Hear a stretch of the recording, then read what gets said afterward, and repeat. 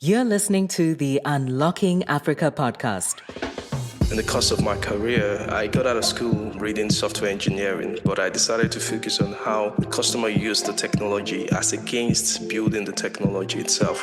Within a 3-month period, we had raised 80 million. It just kept on going. It changed from Naira to dollars. Relationship capital is even more important than funding. I tell people this every time. So today I have taken a plane, I've taken the bike, I'm now taking a boat. How bad can it get? You see more investment going into the mobility space for businesses that are paying attention to their climate footprint. Stay tuned as we bring you inspiring people who are unlocking Africa's economic potential. You're listening to the Unlocking Africa podcast with your host, Tessa Adamu. Welcome to the Unlocking Africa podcast, where we find inspirational people who are doing inspirational things to unlock Africa's economic potential. Today, we have another guest, which is Onyeka Akumah, who is CEO and founder of Treepz, which is Africa's leading corporate mobility startup, operating in Nigeria, Ghana, Kenya, and Uganda, with 5 million customers served in the last 4 years. Welcome to the podcast, Onyeka. How are you? I'm fine, Tessa. Thanks a lot for having me. It's a pleasure. I'm excited to be here, and thanks for what you're doing in the ecosystem. Truly appreciate the opportunity. Brilliant. And really appreciate you taking the time to join us today. Before we get started, tell us a bit more about Onyeka Akumah. Okay, so my name is Onyeka Akumah, and I am the founder and CEO of Treepz. Prior to that, I've worked for a couple of businesses. I'm excited about building businesses in Africa. I'm excited about empowering entrepreneurs to learn from my lessons in the good times and in the bad times to create better businesses on the continent. I think I am just one guy who understands the use of technology and how that can be applied to getting customers to live a better life on the African continent. In the course of my career, I got out of school reading software engineering, but I decided to focus on how the customer used the technology as against building the technology itself. And the combination of both when it comes to marketing and technology has allowed me to sit right in the center of understanding what customers want in the technologies or the businesses that I've created. I have been focused on real sectors in the course of my career, whether it's businesses I've built or those I have enabled others to build. And within a short time, these sectors have included the real estate sector, the agriculture sector, and most recently, the transportation sector. So yeah, that's maybe just giving an idea of me. Fantastic. That's a great introduction into who you are and what you've done and what you plan to do in the future. As you mentioned, you're excited about building businesses in Africa and you understand the use of technology. So can you take us back to the moment you first realized the potential of technology to change lives, specifically in Africa? So I think it started first in school. So something my mom told me very early on when I was 12 was finding the ways to create value for people using the skill sets I had. And when I was 15, I wanted to get a computer. And what happened was I decided to create web projects then, pretty much graphic design and artworks, to get people excited about the value that I was presenting to them. And they bought these and decided to, I raised some money from that and bought my first computer. And then at the time I was 17, I learned how to put colors together on a computer. I learned how to type really fast. And I just saw how people at that time didn't know much about using the computer, and I had a skill set to use to create value for them. So I think that it started at around that age. And then by the time I was in school, I also was creating websites for people. I created several websites. I created websites still to do PowerPoint presentations. I rather would do a website to do I'm doing the PowerPoint presentation. I created websites to present to people, to speak to people. And I then started building websites for companies companies in school. And by the time I was done my final year, I found myself generating enough revenue from the website designs I had done to pay my school fees. Wow. Yeah. Now, so I think it first started from me finding a way of creating value for people using my skill sets in with technology, to then understanding that I could use this to have impact on other sectors. By 2009, I was working in British Council then. I was the webmaster for British Council. And there was this particular event that happened where Fela Durotoye came and spoke about the different sectors in the economy. Fela Durotoye is an inspirational speaker in Nigeria. And he spoke about the different sectors in the economy that he talked about that needed innovation in. And at this time, I was keen on agriculture, transportation, and real estate as those sectors that I wanted to pay attention to, because I saw that not many people had done things in that space in Nigeria at the time. So I started researching more on those sectors, paying attention to them while working for Deloitte, British Council, GT Bank. While working for those organizations, I was paying attention to these sectors to find how will I use technology to create value for people here. And I think that was where the spark came. First, I had direction on the sectors that I wanted to focus on. But in addition to that, I knew that I had a skill set that will create value for people. But I needed to discover what exactly they would want. I didn't want to bring out a solution that people wouldn't really need. And I think that was where it all started. But in the meantime, I kept my day job. I kept my 9-to-5 jobs. And I worked for organizations until for about 10 years. I worked for several organizations, including startups like Wakanow in 2010. Jumia, at the time it wasn't called Jumia, it was called Sabunta and Kasua. And I was like the first Nigerian employee in Sabunta to help to set up that business. And then I also did some work with Travel Better, where I helped to launch Travel Better. I also built a startup in the marketing space and sold it to a media house in 2013. I did all these things, but my focus was still on agriculture, real estate, and transportation as the sectors that I wanted to devote my knowledge and skill set in building from. So all these journeys I went through helped to build me in, whether it's how to recruit people into teams, how to build a team, how to launch an idea, how to raise funding, how to structure a business to become revenue generating business.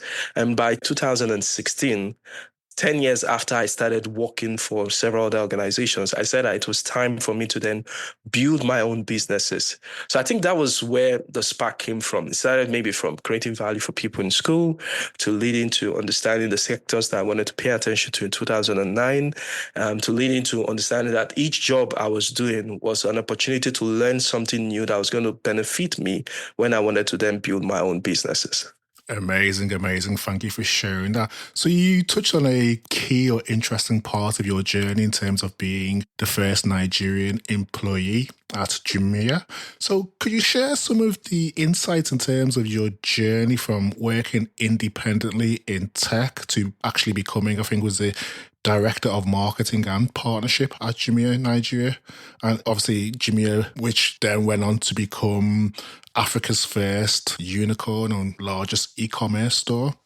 Yes, it was. I mean, my journey to joining Jumia at the time was an interesting one, which I'll speak to. But I think what happened before that, in 2009, while I was in British Council and I discovered the sectors I wanted to focus on, I also knew that I was pretty good at web design and online marketing. And there were only 3 people on LinkedIn at that time. I joined LinkedIn in 2007.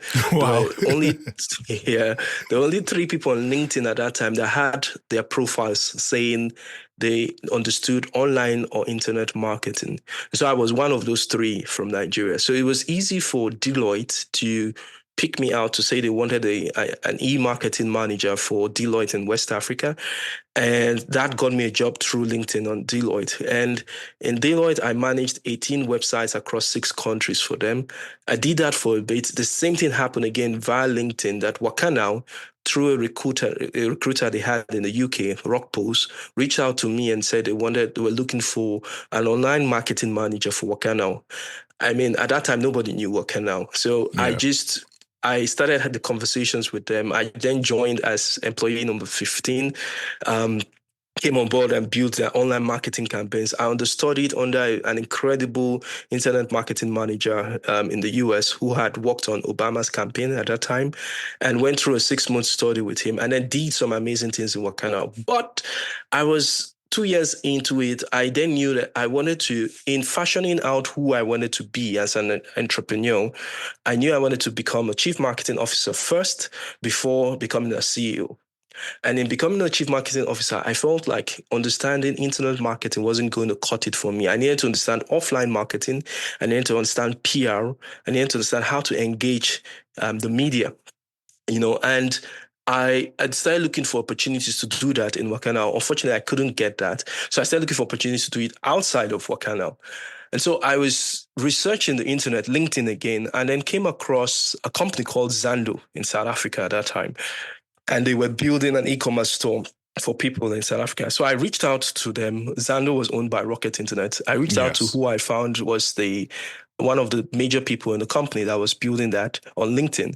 And I wrote to him and said, hey, my name is Onyeka. I am in Nigeria. I think there's an opportunity for Zando to build an amazing e-commerce store in Nigeria. And I can show you some stats. I can show you some figures.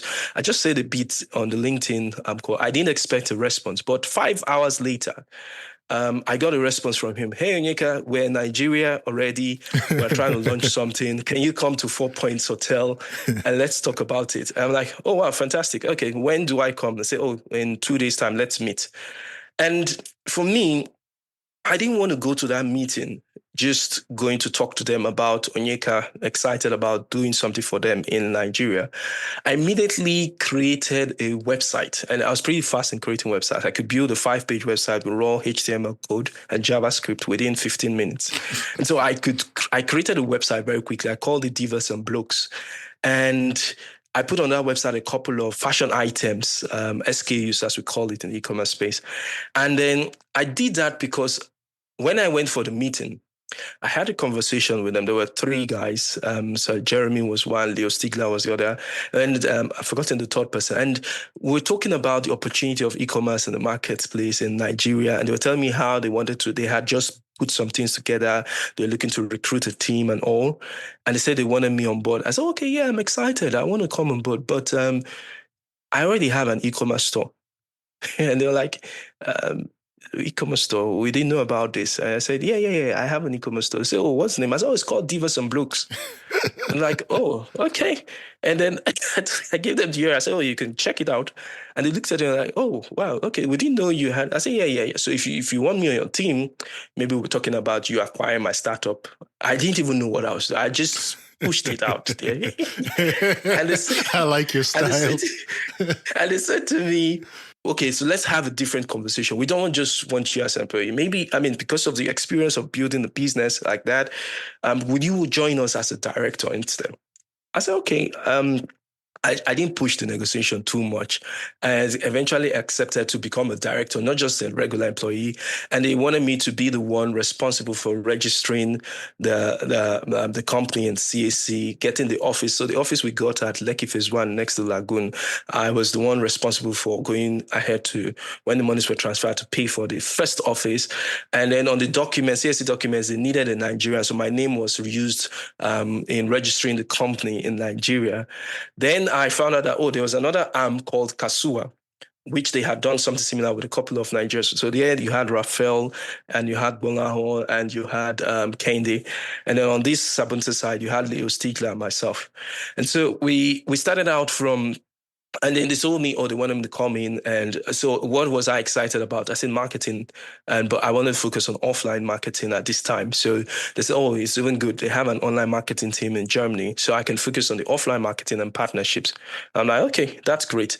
And that was exciting. But when it got to the package, I asked them, so how much was it? And they offered me 60% of what I was earning in Wakana. Now, at this time, I had things going for me that required responsibility of paying for stuff. And it was a major call for me. First, I had to go back to Waka now and told them that, I was taking on a new opportunity. They felt like it wasn't great for me. I should focus on this. They felt like, I remember one of them saying, there's a company called Deal there. They're going to crush you. I'm like, I've heard, but I want to take this opportunity. Yes. How much are they paying you? We will match it. I said, don't worry about the pay. I'm taking the opportunity. So how much are they paying you? I gave them one fictitious figure just to make sure they stayed off my back. And then I came back to my own constituency, my family, and told them, see, I'm making this move, but I promise that within a year, by God's grace, I will do what I need to do to make sure things are stabilized. I had some savings, but I'll do what I can do to stabilize. I took that opportunity. I took a 40% pay cut on my previous salary and took that opportunity with them. And we started out from an apartment in 1004 estate. And I remember... amazing. Yeah, and I think that was how I just joined them. I remember 3 days later into it, Leo came to me and said, you can either launch this business or you're fired. 3 days in. I was like, which kind of problem is this? I just left an amazing opportunity to come here. 3 days later, this man is telling me, if I don't launch this business, I'm fired. I think that pushed me to then creating what is now known as the press statements for startups to have a press event. I had to think through that. I had 500,000 naira to use. I went to Bogobiri to rent the place. We launched it, and I told the press, come and see the new Alibaba or Amazon of Nigeria that's launching. They came, I put a lot of press out, and it took off. We created buy now, pay later, where people buy things and they pay as they receive them. A lot of things happened, and it was such an exciting experience with about 15 other internationals in the team. So I think that was how I joined. That was the story of me joining, and the exciting things that happened with me leading into joining the company. Eventually, we merged Sabunta and Kasuwa to create Jumia. Yes. We picked that name, and then we started thriving with that. Amazing story. Thank you for sharing that. So I guess if we take a few steps back, you mentioned that you worked under an amazing manager at Jumia that was part of Obama's campaign team. What would you say is the most important lesson you learned from your experience at Jumia? So I think one of the exciting things I learned while working with the team was first the sheer audacity of a group of entrepreneurs that seemingly put fear at the back burner and decided they wanted to build something amazing and weren't afraid to start. That whole ability to think through stuff and run towards the finish line of kicking off a business with you overcoming the fear of what if it fails, what if it doesn't fail, what if we raise money, we started Sabunta with 12 million naira. We started Sabunta with 12 million naira. Out of that, more than 80% of that went into getting an office space and putting a lot of things in place. That was why my budget initially to launch the business was 500,000 naira. And within a 3 months period, we had raised 80 million and then 800 million. It just kept on going. It changed from naira to dollars and raised a lot of money. I think the sheer audacity of being able to think through an idea and have the confidence to say, I want to launch, I want to try, I want to put my hands out there, irrespective of the noise, irrespective of the economy, I want to give this thing a shot. I think that was one lesson I found amazing. The second was the ability to scale. The speed at which we went at was unbelievable. I had never seen anything like that. The aggressiveness in the team, and good thing there were a lot of young people there. Everybody was just fired up and excited about moving really, really fast. And that whole ability to, and the team that supported the scaling of the business, I think that was something phenomenal I also saw and learned from. And in doing that, while keeping your eyes focused on the macroeconomics, to keep your eyes focused on what really makes the business tangible. While scaling, you keep your eyes on revenue, but just scaling and just moving really fast. I think that was something I found exciting and amazing while at Jumia or even at Waka now. The third thing I learned was I could see that when you find an interesting opportunity, investors will be excited about investing in it, especially if you're able to show traction, revenue, great customer service. Investors are always excited about this. And so I was fascinated by the fact that they could raise so much money from investors. And I was seeing it firsthand. This was the Rocket Internet team on the ability to scale, on the ability to launch, on the ability to attract the best talents in the market. Those were things I saw that excited a lot of investors that invested in them very early on. And then the last thing I'll say is you cannot succeed without a structure. And structure needs people, and people, not just anyone, but really smart, exciting people. You don't have to be the smartest person in the room as a leader. And that's why today I've learned, prior to that, I will build business. I want to be the almighty of the business. I want to know everything. Today, I build businesses with teams. I want people that have complementary skill sets. And I think that was where I learned some of those lessons from, getting smarter people in the room who are smarter in their own area, and they all contribute to make an exciting business around what you're building. Brilliant. So would you say the audacity and the aggressiveness that you witnessed during your time at Jumia is something that you've taken forward in other businesses that you've worked at or launched? Yes, absolutely. I've learned how to not be scared to try things in sectors. I got into the agriculture sector. I had no knowledge of agriculture. I got into the real estate sector. I had no knowledge. I got into the transportation sector. I had no knowledge. But I'm one person that I'm a voracious reader. I'm a voracious learner. I want to learn. I pay attention to the sector. I listen. Within a year, I would gather enough knowledge that somebody may have taken 10 to 15 years to gather, because I want to know everything about the sector. And so that audacity to go into a sector, as long as you're passionate and you're driven about creating value there, that helped me.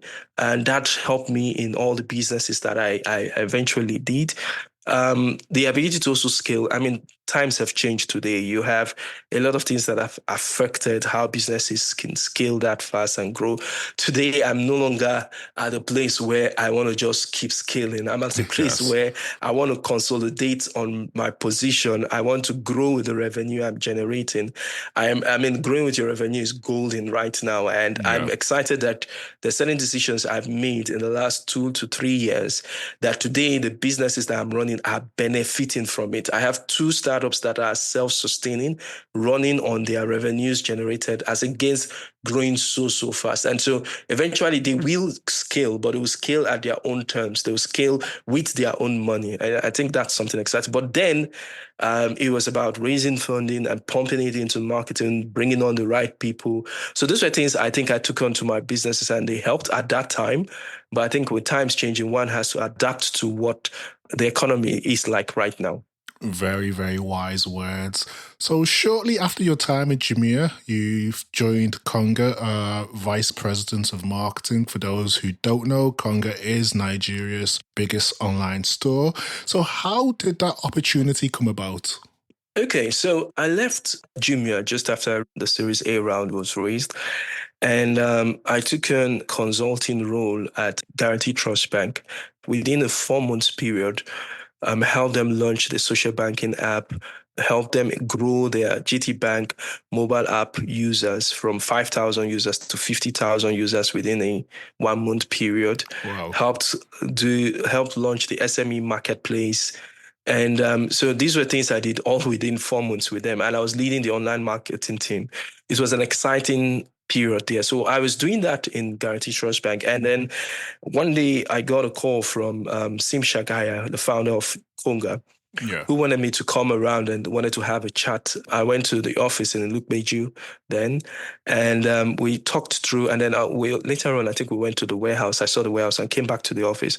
And he talked about how he was passionate about building an e-commerce store that was going to rival everyone else and become the dominant store in Nigeria. And he sold that vision to me, and I bought into it. And so I went back to GTB and decided to wind down my time there with them. And Sim eventually made an offer for me to build a marketing team from scratch in Konga. By the time I joined them, I saw there were 2 other individuals, Gabe and Larry, who were 2 other individuals that were in the team.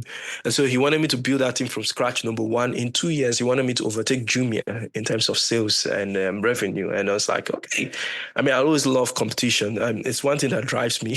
So you tell me you want to be number one, tell me if you want to be number one in any sector, call me. I'll make you number one. So just call my name at DS. So when he gave this to me, I was like, fantastic. I mean, I've done it in Waka now. I've done it in Jumia. I've done it in GTB.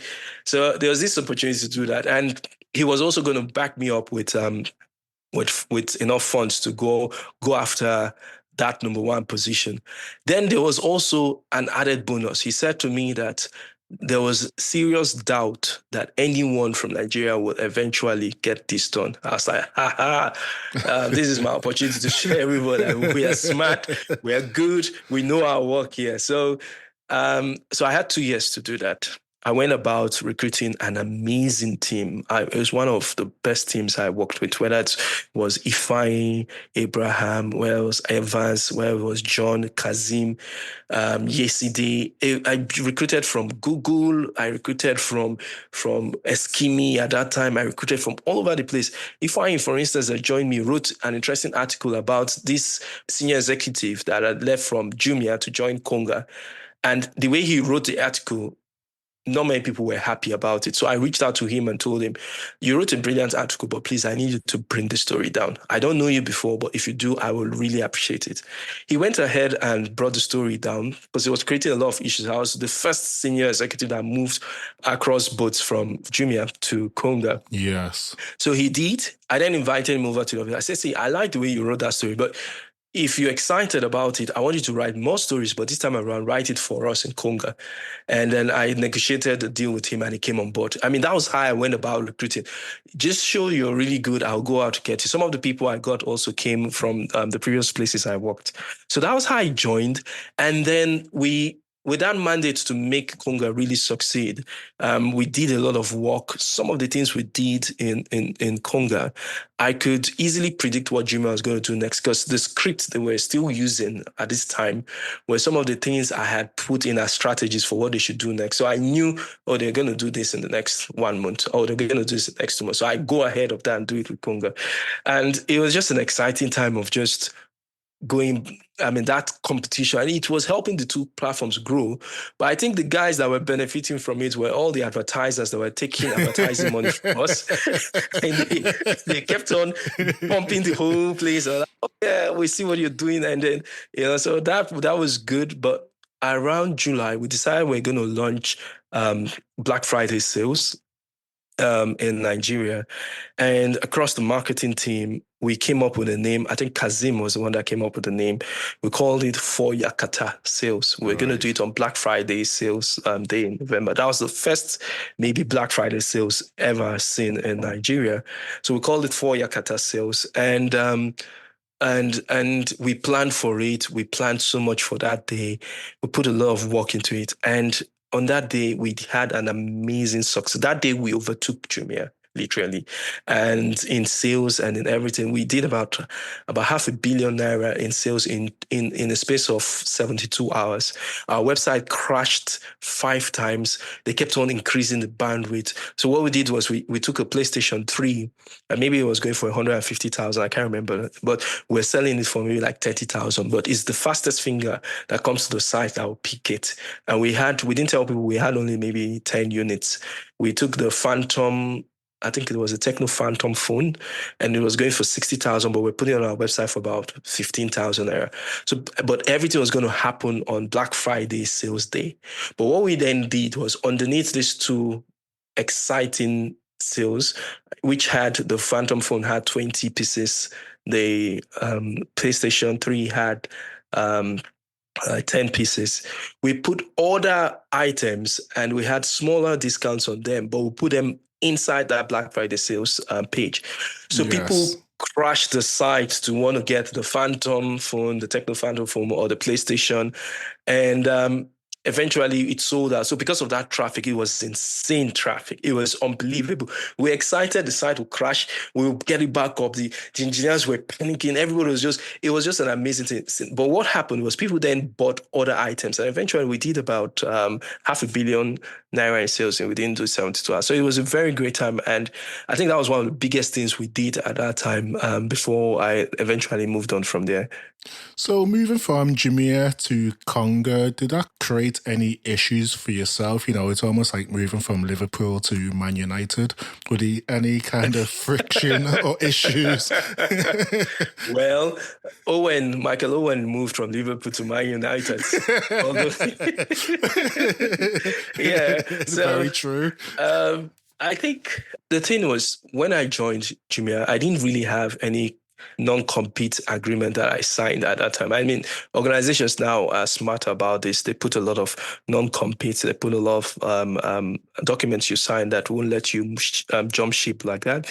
But I didn't have anything in that regards. And then also, I didn't necessarily move straight from Jumia to Konga. I had gone to GT Bank and worked for them for a couple of months before I eventually got into Konga.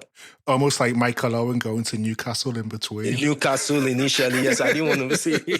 Yeah, they're doing some time there before eventually landing at Man United. Yes. Yeah. So when I left, I didn't leave Jumia with the mindset that, hey, I'm going to go to your competition and come after you. No. I left on a note, and it's something I tell a lot of people that work in organizations. You want to leave without breaking the door. You don't want to smash that door and just remove the hinges and it's like, to hell with everybody, or sorry, or just everybody, I have nothing else to do again with you on this planet. I always want to make sure I have a relationship with places I have worked in. So it's not just my work I did there, it's that I built relationship capital with the people that I worked with. So I eventually left, and then by the time I joined Konga, even after I joined Konga, and this has happened in many other organizations that have done this, whether it's when I left Wakana and then helped to launch Travel Better, and it created that whole fiction of, hey, you're joining the competitor to compete against us.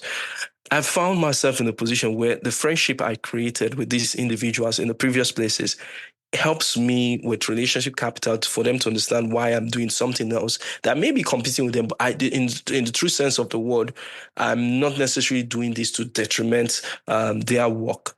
And it's maybe in building the entire ecosystem. So I didn't really have those issues moving from Jumia to Konga, and I still had good friends in Jumia, even up to today, that I have good relations. Some of them were colleagues, some of them were maybe my bosses, and today we're still good friends. They invite me for events, and I mean, I've met Leo several times. We've had a lot of engagements afterwards. So I think it was about the relationship I created with them that allowed me to transition without having that kind of friction. The only issue was when that article was written about me, and I asked if I had to bring it down, and he obliged.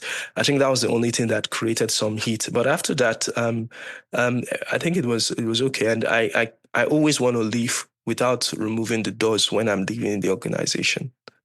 So it's clear that you have a knack for building relationships and also spotting talent and potential in people. How important has that been in your career so far? Oh, Tessa, it's been amazing. Relationship capital in starting any business is even more important than funding.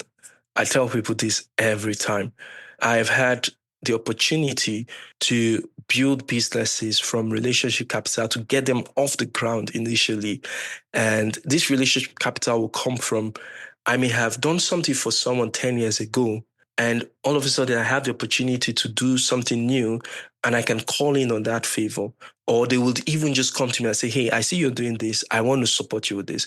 This has gone from my peers to those who I've had co-founders in my businesses who reported to me in previous organizations, or who were working in other departments and were junior to me in those organizations.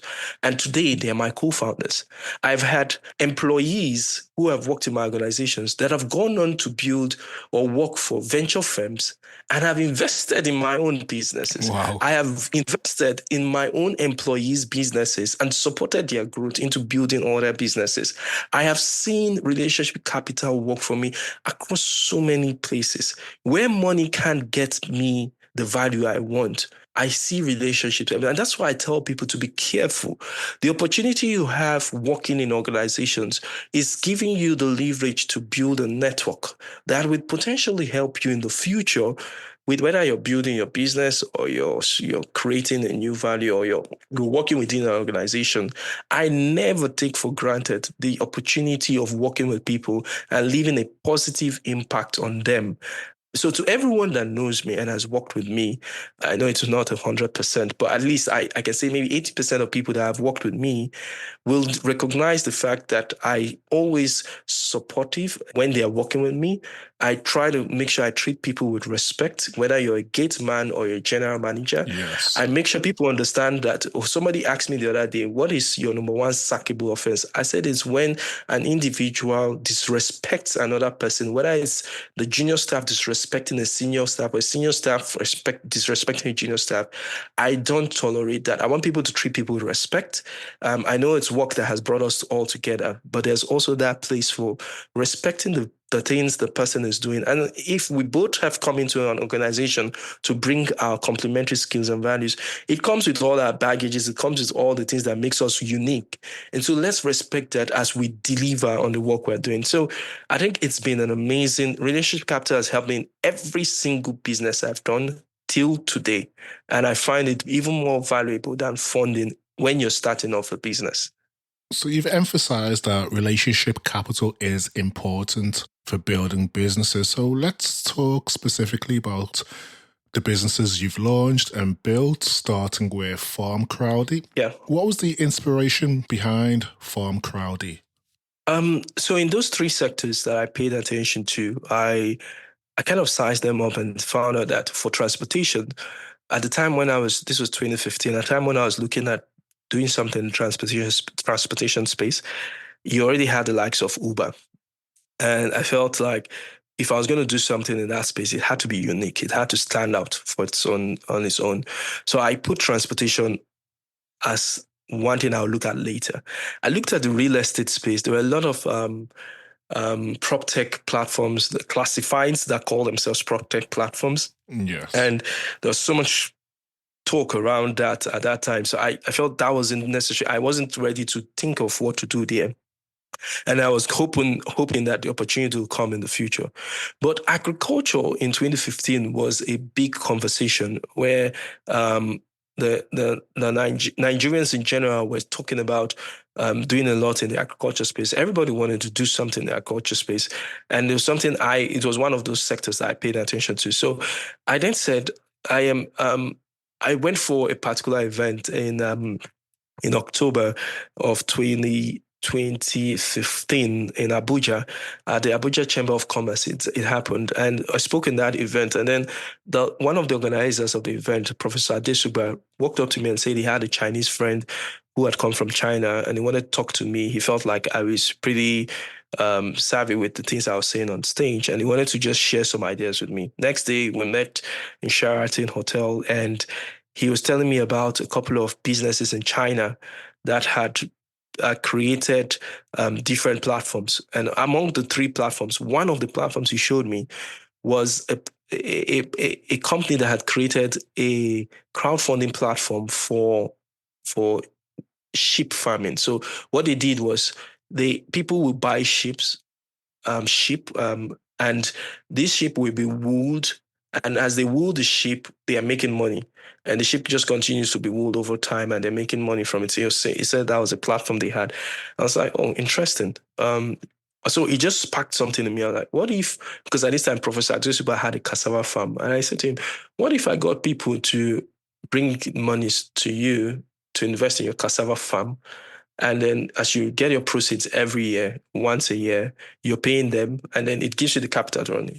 Professor Adesuba was smoking a cigarette on the side. So he was like, Onyeka, anything you want to do, just know I'm a shareholder. I was like, okay, no problem. I like his style. I was like, okay, I've got you, no problem. Thank you very much, sir. So I then focused on the Chinese guy. I said, but sir, you give me your cassava farm? He said, yes. And so 2 months later, I met this same Chinese guy. He said he was visiting Ghana. I couldn't come to Nigeria. I went there and then showed him a plan around how I wanted to get people to invest in the cassava farm. And he advised me on how to go about it based on what he was seeing on that sheep farm in China. January, I then decided it was something I wanted to do, and called a friend of mine, Ifeanyi, not the Ifeanyi from Congo, another Ifeanyi, and told him that this was something I was excited about. We started putting up plans around it. He said, okay, he was going to get 2 or 3 of his friends who had gone into poultry farming in Unilag. He went to Unilag, so he said he was going to get them on board. They came, we had a meeting in an Oriental hotel. This was January of 2016. And I understood what their challenges were. And he said all he needed was 400,000. I'm like, what? 400,000 naira, you'll be able to raise 2,000 birds into full-grown birds, and then you sell them and you make money, and we can, on the proceeds, we can share the profit. And I was like, oh, okay. And so we started talking through that, and I was learning more, and I started researching more. So February of 2016, I knew that I wanted to launch a platform that would get people to invest in farmers who needed money. And if they are farmers that is just 400,000 naira they needed to grow their business, I felt like there was an opportunity to do that. So I started watching on who I was going to bring to the team. I reached out to a friend of mine I knew that there was financing involved. So I needed somebody that understood finances to come on board. And I reached out to a friend who came on board. And Akinlele, who I wanted him to bring an accountant. He said he wanted to join. He came on board. I reached out to another friend of mine, and this is relationship capital pretty much, who was doing stuff with technology, but he had consistently worked with me in all my platforms to build the back end of the technology while I built the front end. His name was, at that time, Jim Omaegu, but he's now known as Christopher. And I reached out to him and told him to come on board. He came on board. He told me, Onyeka, if it's your business, whatever it is you're doing, I'm with you. And so that's how that 4-man team was formed. But we needed somebody in the agri space. And so in May, I attended a conference. I saw this farmer who was speaking very eloquently about agriculture and said he had about 20 years experience. His name is African Farmer Mogaji. Reached out to him, got introduced to him, had conversations with him. He came on board. In July of that year, on June of that year, we came up with the name Farmcrowdy, bringing a crowd of people to farm. And the idea was that we weren't going to go into the farming. We're just going to focus on raising the money for people, for the farmers, giving them the money, monitoring them as they go through their work and they pay people back. But in July, we discovered that we couldn't just do that from a financial perspective. We started looking at the part where we needed to be the farmers ourselves. So we brought on another person. This time I brought on Temitope Motolani to join us in the team along with African Farmer to handle the operations on the farm.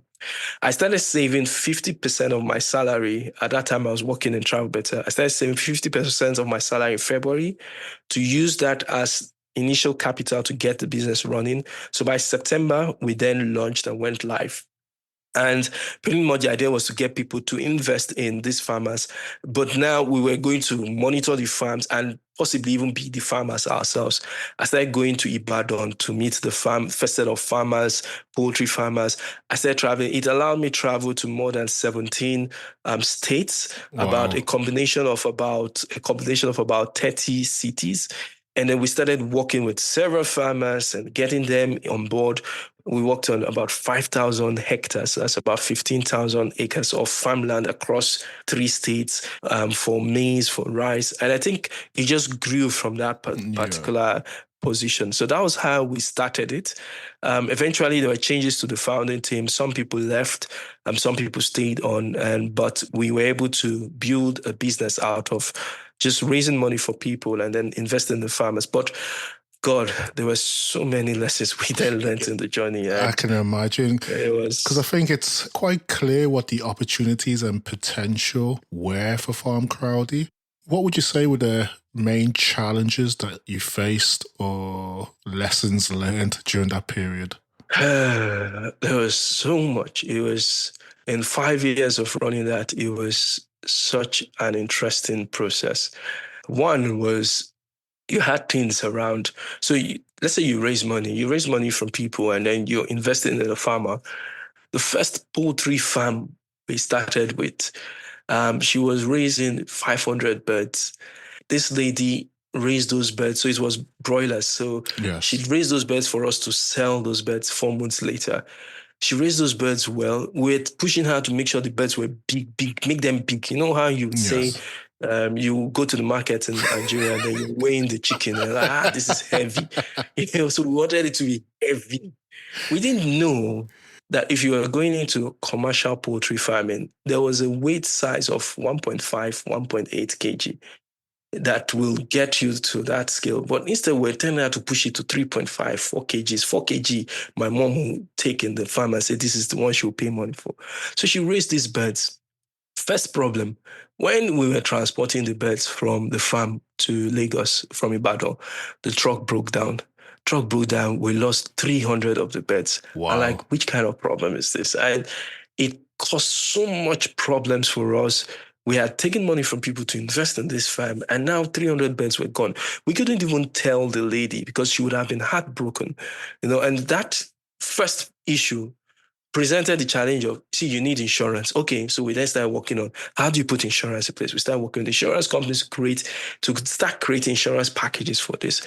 There were problems around that. There were problems around you invest in farmers, and then the farmers will tell you they thought that the money you gave them was grant. I'm like, it's not grant.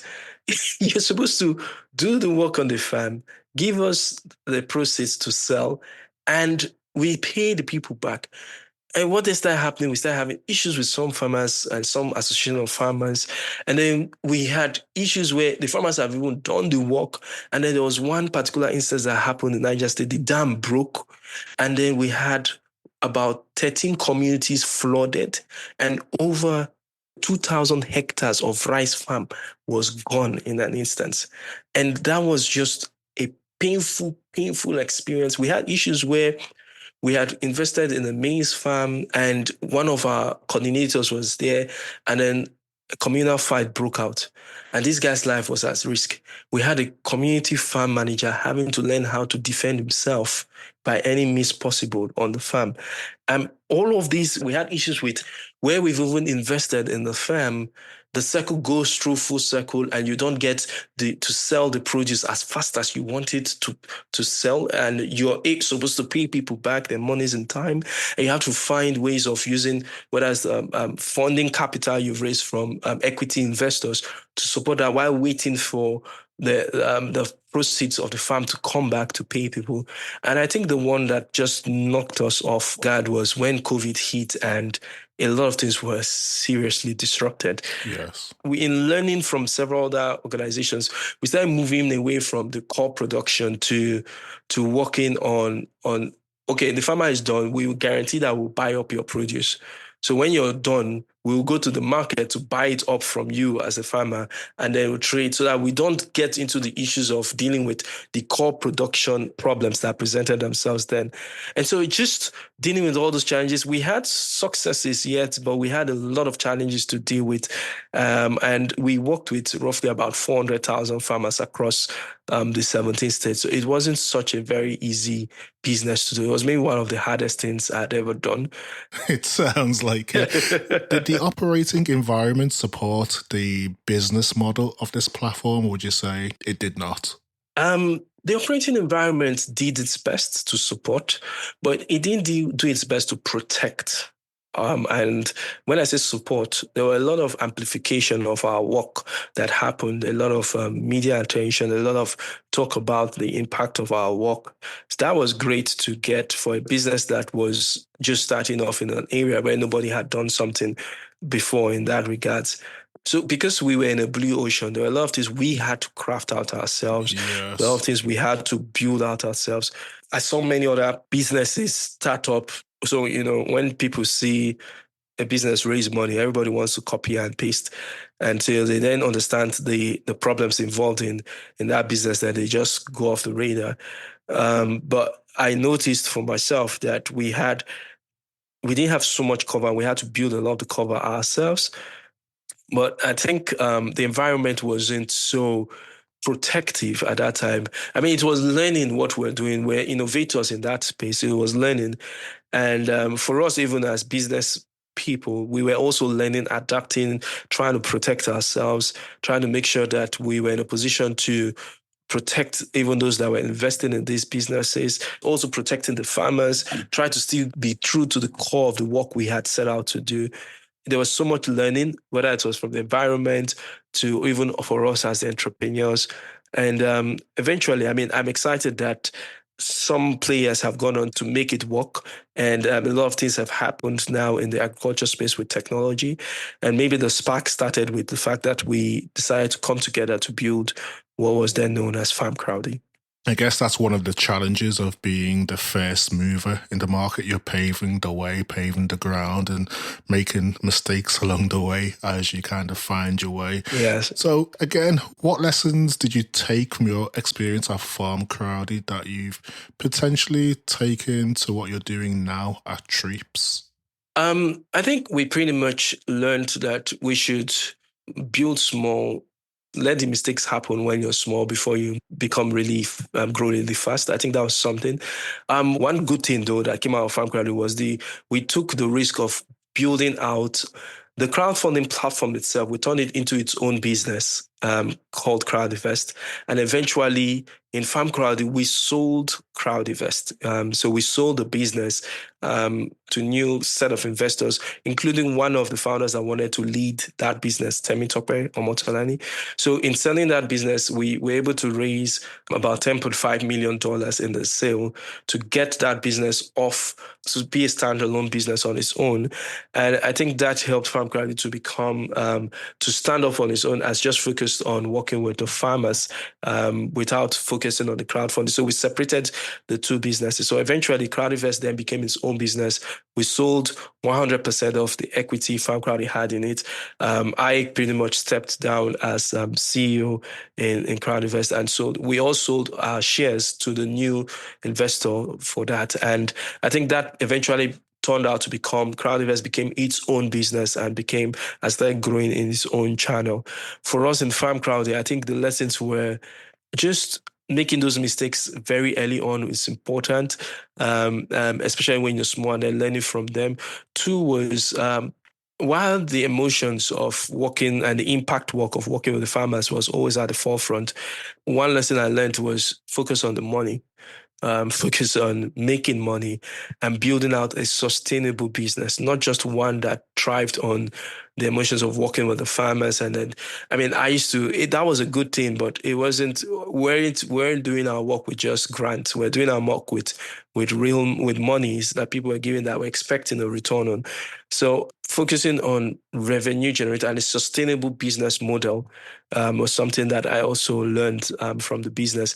The third thing was partnerships, finding the right kind of partnerships to make sure that you are in a position to get leverage or get into a room with people that speak on your behalf without you being in the room, so that you can open doors to expanding your businesses, not only with the monies that you make or your marketing spend, but doing so with partnerships that opens new terrains for you.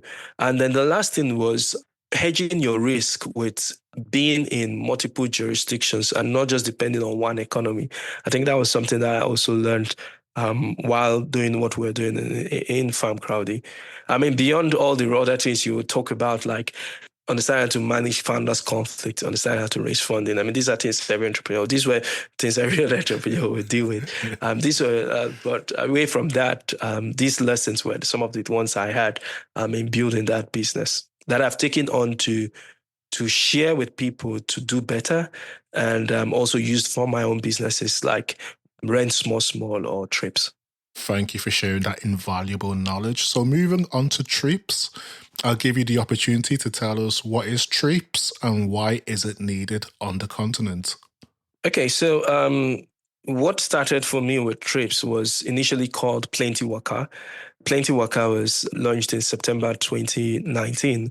It started from a journey where I came back from a trip and had to use the bus system in Lagos.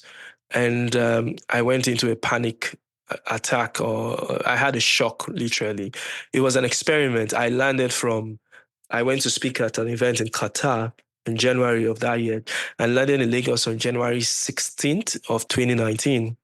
And when I came off the plane, I had a meeting with Flour Mills in Apapa.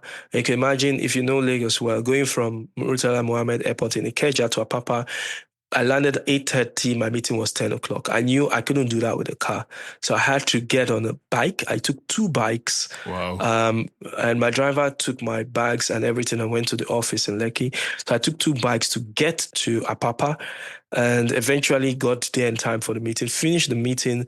And my colleagues were saying, hey, we'll have to use a boat to go across the ocean to get to CMS area, Lagos Island. I was like, okay, I'm excited. I mean, thank God I took pictures while I was on the bike. So today I have taken a plane, I've taken the bike, I'm now taking a boat. I mean, I was like, how bad can it get?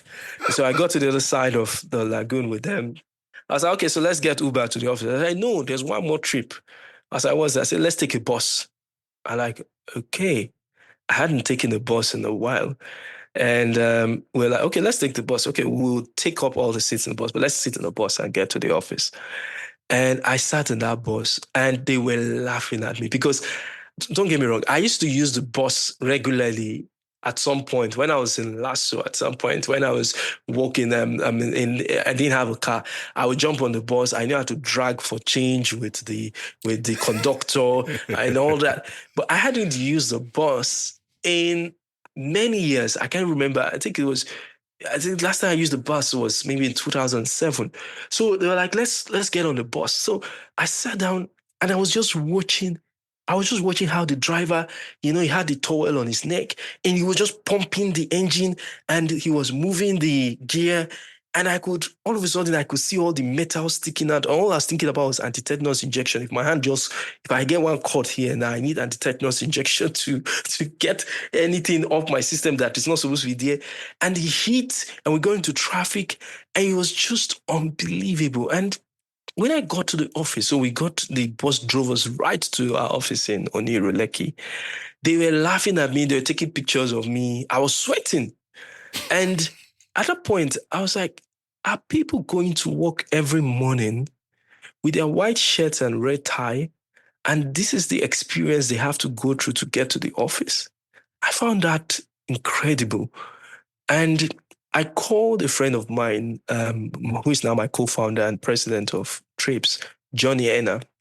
Because at this time, he was the only one that had approached me and talked about doing something in the mobility space. He was, I used to like to drive white cars only. And he had this platform that he raised monies to buy 300 tricycles in Lagos. They call it keke. And he wanted me to invest in it. I told him I'm not going to invest in any business that's focused on keke because they are the number one people that scratch my car every day in traffic. So why would I invest more money in a business that I know now they will put more scratches on my car? It was just as simple as that. I'm not doing it. And so that day I called him. I was like, bro, I think I have something. Come to my house. It was a Friday. Come to my house on Saturday. Let's talk. And Johnny came around and I told him, I said, see, this was the experience I had yesterday. He was laughing. I was like, hey, it's normal. I said, no, it's not normal. I can't understand. I cannot accept that it's normal. And he was like, okay, so what do you want to do? I said, I want to change it. Like, why can't people get air-conditioned buses to go to work? Why can't I get a conducive way of going to the office? Why must it be this? Or I'm dragging with a woman that's carrying stuff to the market and I'm looking for a space to sit, And so we talked through it. 1 week later, I had to travel again. While waiting in the airport, I called him. I said, I was going through 3 names, High Downfall, Plenty Waka, and one other name. And we arrived at, okay, let's call it Plenty Waka. And that was what gave birth to the idea that we wanted to put buses on the road to get people that were going to work, so employees of organizations, to have easy commute and not have to deal with the unpredictability, the lack of safety, and just being in that whole chaos of transporting themselves to the office every day. And we found out that there were about 9 million people that used the bus system in Lagos every single day. Yet the only option they had, if they didn't have staff bus, was to use the buses that were available to them, which were in those bad states. So we started working on it. We eventually went on to raise some money to buy 17 brand new buses. And we started off on the 16th of September, 2019. 6 months into it, we had moved 100,000 people. We're excited. No funding. We moved 100,000 people. We're like, yes, we've hit a gold mine. And then COVID came knocking. And everywhere was shut down. And we had 17 brand new buses that were packed and the loan on them was moving, and we're Yeah. looking at these buses in the office. One day, I just decided that, okay, if it's medical supplies and food items that people can use vehicles to move, we removed all the seats in the bus and I started providing medical supplies just to survive. We started moving medical supplies and food items. And then later on, I think about 8 months later, things started opening up and we got back into transporting people. But essentially, that was how we started out, leading up to the success we've seen. The business has grown from there. We've moved now 5 million people across 4 countries. We entered into Ghana by acquiring Starbus. We entered into Uganda by acquiring Ugabus. We had a similar deal in Kenya, and we've seen the business grow, evolve from that. But today, the core of what we do is still centered on that dream of moving employees of organizations or people renting the vehicles from our platform to move themselves in a very comfortable, predictable, and structured manner. So the challenges that you faced during COVID, is that the reason why the business transitioned from bus hailing to corporate mobility? So the challenges we faced during COVID made us understand that we needed to find alternative ways of generating revenue via transportation using the buses we had, number one. The challenges we faced also taught us that we didn't want to be an asset-heavy business any longer. That was number two. And these two things drove us into moving from just bus hailing at that time to getting the organizations to come to us to rent the buses from us, to move their employees on a contractual-based system. So we're simply a B2C platform when we launched, but we started creating a B2B option that allowed organizations to move their employees through us on a contractual-based system that lasted for a year or 2 years. And today, it has evolved to becoming our mainstay. We also experimented on interstate travel, but there were a lot of issues we saw there, and we said, okay, maybe this is not something, a problem we wanted to focus on. It also taught us to experiment and try things and know that, okay, at least we've tried it. If it works, fine. If it doesn't, we know we've tried it and we can keep it off the shelf and focus on what continues to make us the money. So those were some of the challenges we saw during COVID. But moving on from there, around 2021, leading to 2022, I noticed there was going to be a drought in funding. And I wanted the business to be in a position, along with my founders, we decided we wanted business to be in a position where we will make enough money from what we're generating to take care of our salaries and operational expenses. And we looked critically at our business and saw that bus hailing wasn't cutting it for us at that time, or the model that we originally had around bus hailing wasn't cutting it from us, because the margins we're making were as low as 2%, in some cases 1.5%. Meanwhile, our B2B business was making us about 18% in margin. So we then started focusing on how we double down on what was giving us more money and reduce on what was not giving us more money. It affected our brand because people that were used to us running a B2C platform, the general public, started noticing that they weren't seeing Treepz branded buses again on the road. But we were running. But because we were focused now on commuting for organizations, we couldn't brand our buses. So we had to remove our brands on those buses to then start providing transportation services for the organizations we've been doing that for. Today, we're averaging about 5,000 employees going to work in the morning and going back home in the evening using Treepz-enabled buses. But you won't see those buses branded on the road. We had to take those decisions, and it felt like, oh, there wasn't much buzz around us. We just had to double down on what was making us the money. And God helped us. By February of 2023, we broke even. Brilliant. We got to a place where we're able to generate enough to pay our salary. So even when many other businesses were struggling with funding, or maybe they had scaled so much and built such a big-mouthed business that needed a lot of funding to continue to thrive, and where that wasn't coming in, they were struggling to continue to keep their lights on. For us as a business, we had streamlined ourselves down to building our business out of the revenue we're generating. And we ran out of investor funds very early on. Today, our investors are excited about the business and want to now support future rounds of funding because they've seen that we've created a business that doesn't rely exclusively on investor funds, but it's running on an engine that is generating revenue internally to run its operational expenses. I think those were lessons we took back. And today, we're now building products with our team internally to see how some of those opportunities we had with the B2C platform, we will unlock them again, but we do it smarter and better, focus on employees of organizations. So I think that those were lessons we took from all of those journeys. Brilliant. I'm very happy that the team is fully behind me on what we are building right now, while doing so from a self-sustaining position. So you mentioned that you didn't want to be a asset-heavy business, but I guess despite that, this type of business does rely on the availability of vehicles. So how scalable is this business model in Africa? Fantastic question, Tessa. It's a question that we've been asked several times. And one of the things we've unlocked is how we understood what shared mobility could do for a business like us. In the past, we called ourselves a car sharing platform. It opened up the opportunity to find how individuals could unlock their vehicles to provide transportation services for our customers on our platform. Initially done so from a rental perspective, but today done so from a regular transportation perspective where corporate mobility becomes the mainstay. So what we've built out for us internally is a system that allows us to provide services to organizations. We have an organization that has 680 employees we serve on a daily basis, but we also have organizations that only have 5 employees that want to use the service. Now, you have multiples of 5 employees that want to use your service. You're not going to go and get a 15-seater or 30-seater bus to move 5 people and waste such resources on the road. So what we've unlocked from us in the system is where individuals invest their vehicles in our platform to move these employees in smaller groups, and they are making their money from trips, and we're paying them from what we're generating on a weekly basis.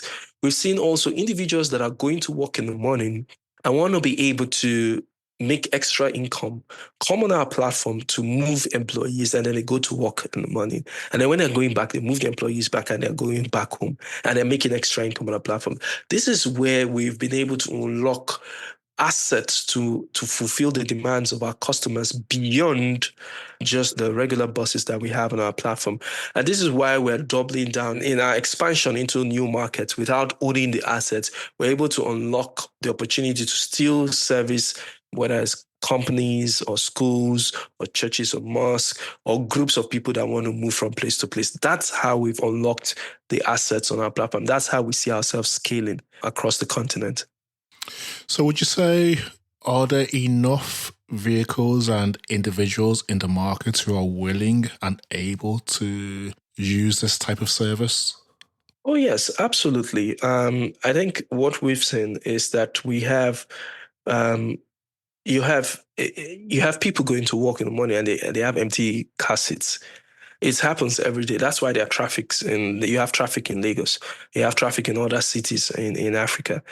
The opportunity for them to now earn while doing the regular thing they would have done in the morning is what Treepz is presenting to them. And we've seen many of them jump on this. We have individuals that have 2 cars, and one of the cars is always sitting dormant until maybe the weekend. Many of them will unlock those cars on Treepz to move employees of organizations, and they're making money from it. Most of them will bring those cars on board with their drivers so that they can keep the vehicles maintained at the level they want. And we're unlocking opportunities for them to build wealth.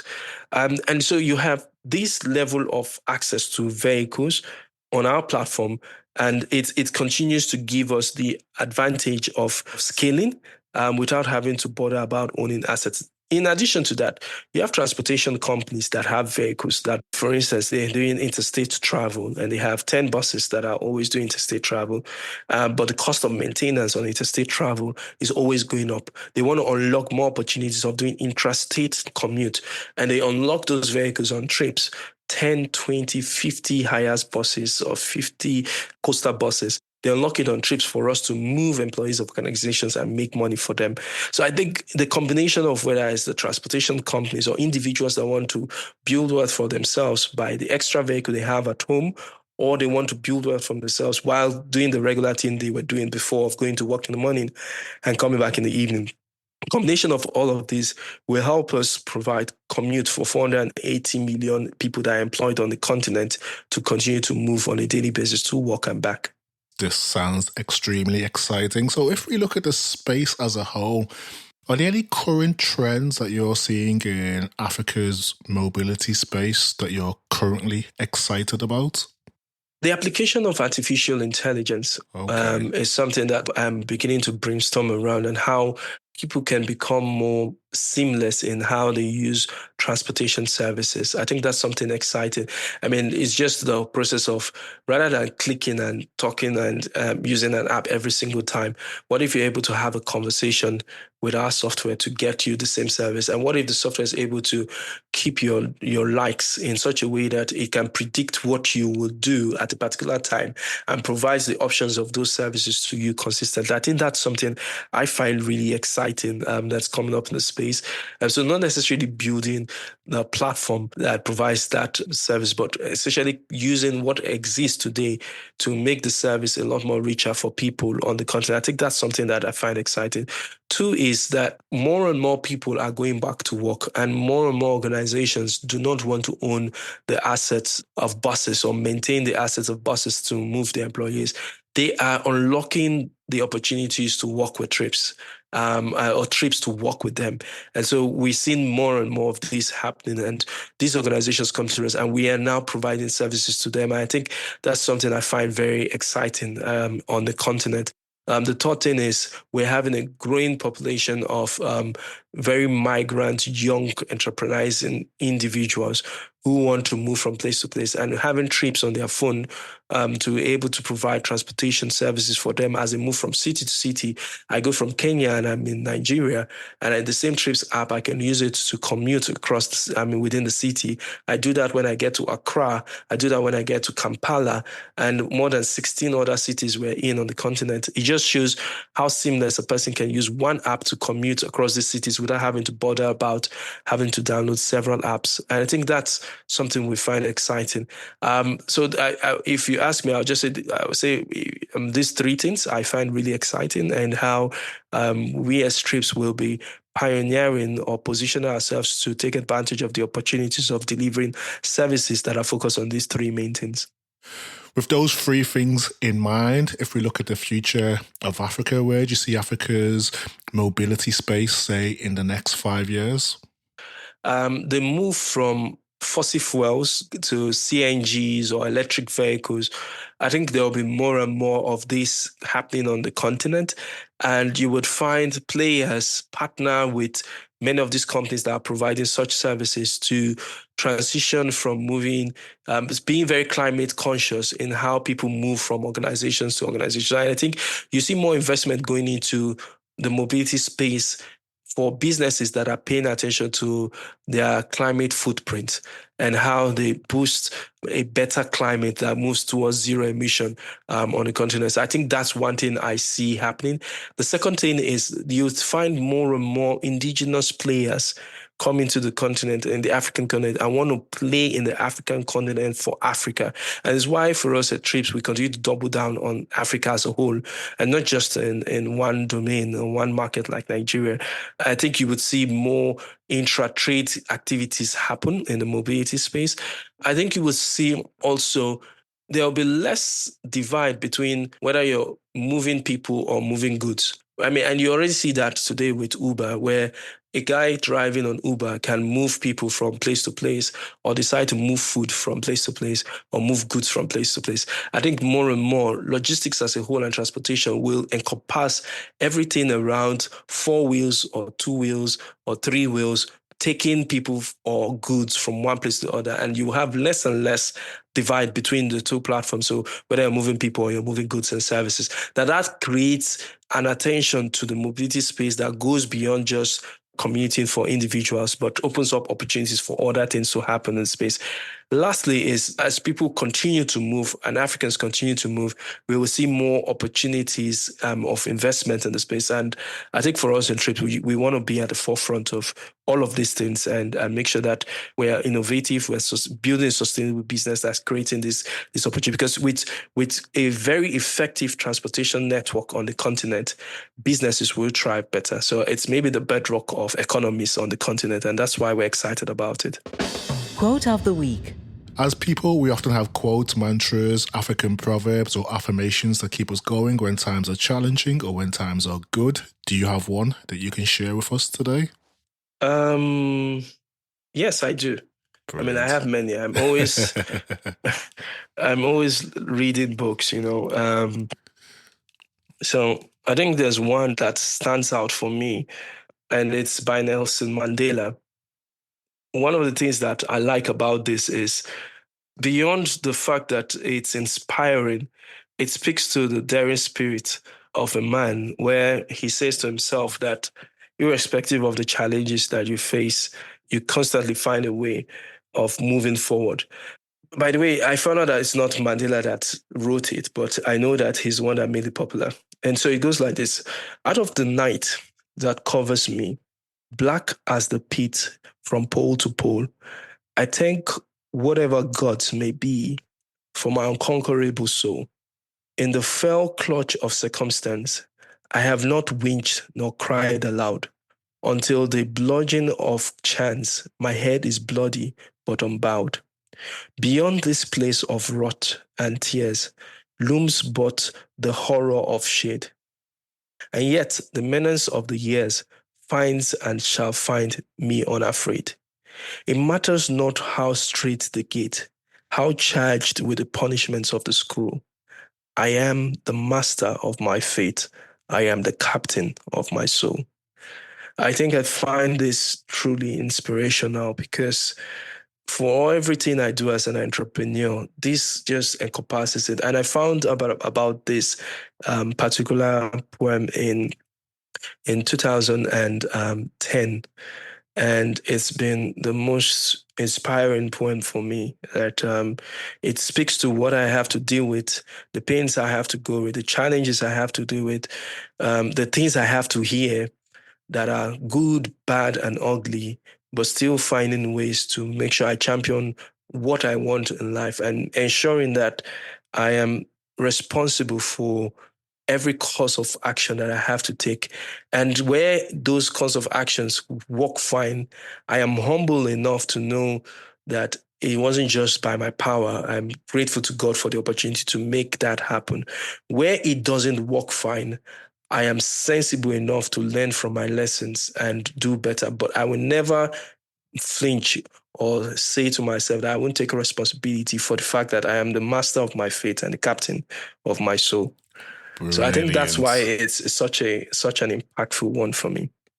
I don't think we could have ended the conversation on a better or higher note. So thank you, Onyeka, for sharing your incredible journey, insights. It's definitely been one of my favorite conversations I've had on the podcast.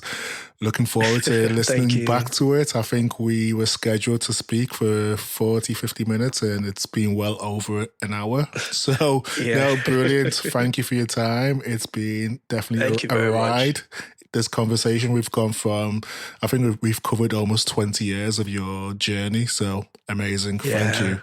Thanks a lot, Tessa. One thing I would say is I'm putting everything into a book. I turned 40 this year, October 2024, depending on when someone is listening to this. So I'm going to be putting all of this into a book, the 10 years of my life. So I broke it down into 10 years. As the first 10 years of forming, 10 years of discovering, 10 years of working for others, and 10 years of building for myself, leading up to my 40th. So I'll put all my lessons, the good, bad, the ugly, everything about me into that book. And hopefully it just inspires and helps people first know me better. Second, appreciate the journey and the pains, the scars, and not just see the glory, and then eventually do better in their lives by what I have shared. So I'm really grateful for the opportunity. And thank you so much for your patience too in making sure we got to this time to have the call, because I know we've been trying to reschedule here and there. Yes. We've scheduled, rescheduled, but no, we've got there, and it's been definitely worth it. And I look forward to reading the book, and I'll definitely give you my feedback. But yeah, I'm excited. Thank you. Thank you very much, Tess. I appreciate it. Thanks for the opportunity again. Thank you for your time, and thank you for being so candid and open during our conversation today. I appreciate it. You have yourself a great day. Okay then. Bye-bye. Thank you to everyone who has listened and stayed tuned to the podcast. If you've enjoyed this episode, please subscribe, share, or tell a friend about it. You can also rate, review us in Apple Podcasts or wherever you download your podcast. Thank you, and see you next week for the Unlocking Africa podcast.